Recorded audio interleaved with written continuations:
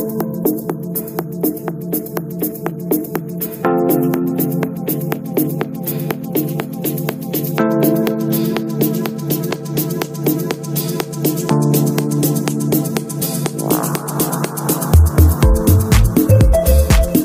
à tous et bienvenue sur Console & Co, j'espère que vous allez bien. Aujourd'hui nous allons parler de mes achats en ose et en cash. Donc nous allons commencer par une petite figurine, donc Madame Indestructible. Donc comme vous pouvez le savoir, sur ma dernière vidéo je vous avais dit que je n'avais pas encore trouvé cette figurine, parce que j'avais trouvé Monsieur Indestructible, et puis j'avais avec le pack Disney Infinity, comme vous pouvez le voir ici, le père et le fils. Mais pour l'instant, j'aimerais bien le trouver quand même en Disney Infinity, la mère. Mais pour l'instant, pour compléter quand même, j'ai trouvé la mère. Ensuite, nous allons partir sur 4 petits jeux, enfin 2 plutôt, parce que c'est les mêmes titres.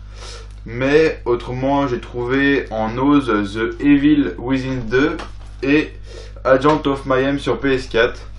Donc pour la somme de 2,50€ le jeu, franchement Nose cette fois on a été vraiment surpris. Donc vous allez pouvoir voir sur l'étiquette que c'est marqué 4,99, mais ça passait à 2,50€ en caisse, pardon. Et du coup, tous sous blister, j'étais vraiment plutôt content. Cette suite de vidéos, du coup, nous allons parler de mes trouvailles en cash. Donc là, ça va être des jeux Xbox One, donc 4 petits jeux. Donc le Tomb Raider. Alors ça va être le Rise of the Tomb Raider. Ensuite le Metal Gear Solid, le Battlefield Hardline et enfin le Battlefield 1. Donc tous trouvés en cash. Donc j'étais plutôt content parce que j'ai pas fait le même cash que d'habitude. Et il y avait souvent les mêmes choses, enfin les mêmes titres pardon. Et là franchement pour avoir trouvé d'autres jeux Xbox One, c'était vraiment intéressant. Et puis pas forcément à un prix cher, c'était souvent des prix raisonnables. Du coup vraiment content. Ensuite nous allons passer sur 2 petits jeux Nintendo GameCube. Et du coup comme vous pouvez le savoir, donc j'ai déjà un Harry Potter. Donc là c'est Harry Potter et la Chambre des Secrets. Mais si vous avez suivi mon Instagram, vous savez que j'ai déjà Harry Potter et la Coupe de Feu. Donc c'est pour une suite de Harry Potter.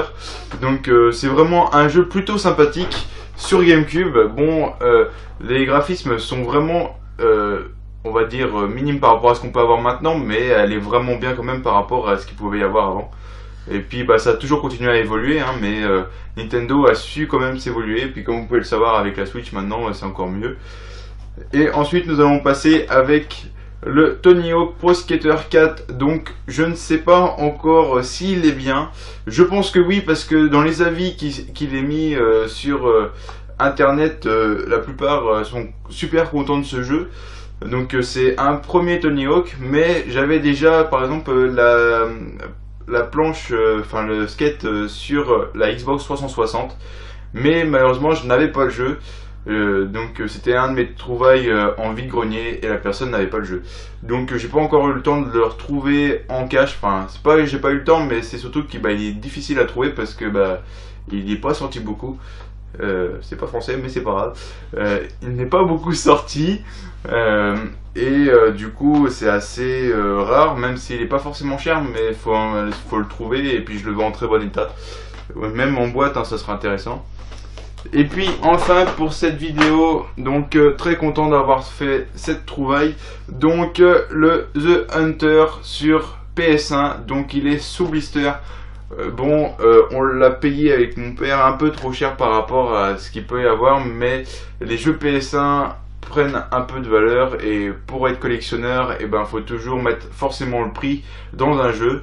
Donc quand même super content d'avoir trouvé ce jeu PlayStation 1. Et pareil, si vous avez suivi mon Instagram, vous pouvez le savoir, j'ai déjà 2 jeux sous blister sur PS1, et franchement pour un collectionneur comme moi, je suis très content déjà d'avoir ces 3